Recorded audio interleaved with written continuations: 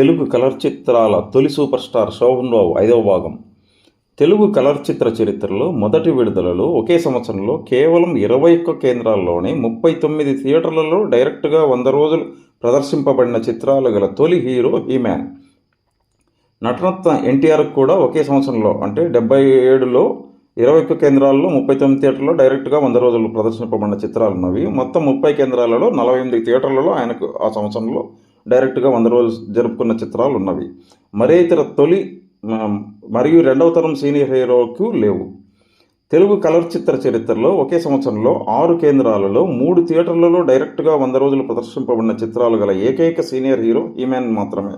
హైదరాబాద్ 4 థియేటర్లలో all time city record, Guntur 4 థియేటర్లలో కలర్లో all time city record, Vijayawada 3 థియేటర్లలో కలర్లో తొలి రికార్డ్, రాజమండ్రిలో 3 థియేటర్లలో కలర్లో తొలి రికార్డ్, విశాఖపట్నంలో 3 థియేటర్లలో కలర్లో తొలి రికార్డ్, నెల్లూరులో 3 థియేటర్లలో కలర్లో తొలి రికార్డ్. పై హీమ్యాన్ రికార్డ్ 1975లో సృష్టించబడినది. 50 ఏళ్ళైన నేటికి రికార్డ్.